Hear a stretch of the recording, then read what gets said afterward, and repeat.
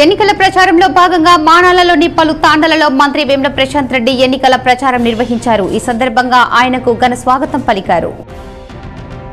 Supreme court ఆదేశానుసారంగా Deepavali పండుగను పురస్కరించుకుని రేపు రాత్రి 8 గంటల నుండి రాత్రి 10 గంటల లోపు మాత్రమే టపాకాయలు పేల్చవలనని సిపి కల్మేశ్వర్ తెలిపారు. కేసీఆర్ ముఖ్యమంత్రిగా ఉంటేనే అణగారిన వర్గాలకు న్యాయం జరుగుతుందని ఎమ్మెల్సీ కవిత అన్నారు. నిజామాబాద్లో జరిగిన గోసంగి కులస్తుల ఆత్మీయ సమ్మేళనంలో కవిత పాల్గొన్నారు. ఆర్మూర్ పట్టణంలోని అశోక్ నగర్ కాలనీకి చెందిన లక్ష్మి యూత్ సభ్యులు సీఎం కేసీఆర్ అభివృద్ధి చేస్తున్న సంక్షేమ కార్యక్రమాలకు ఆకర్షితులై ఎమ్మెల్యే జీవన్ రెడ్డి సమక్షంలో బీఆర్ఎస్ పార్టీలో చేరారు. కామారెడ్డి జిల్లా బీర్కూర్ మండలంలోని తిమ్మాపూర్ తిరుమల దేవస్థానంలో బాన్స్వాడ కాంగ్రెస్ పార్టీ అభ్యర్థి ఏనుగు రవీందర్ రెడ్డి ప్రత్యేక పూజలు నిర్వహించారు.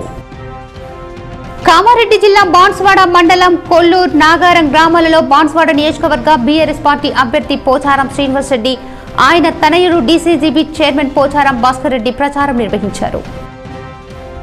సిరికొండ మండలం పోతునూరు గ్రామంలో బీఆర్ఎస్ అభ్యర్థి భాజిరెడ్డి గోవర్ధన్ ఎన్నికల ప్రచారం నిర్వహించారు.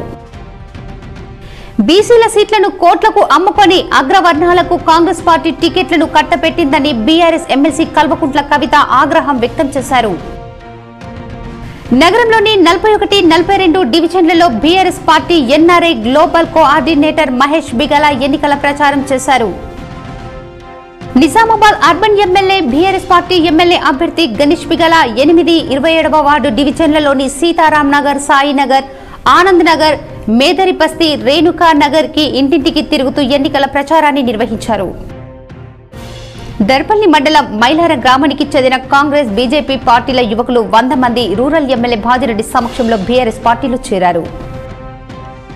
కురుమలకు ఈసారి ఎమ్మెల్యే ఎన్నికలలో సీట్లు ఇవ్వలేదని నిజామాబాద్ జిల్లా కురుమ సంఘం నాయకులు మండిపడ్డారు.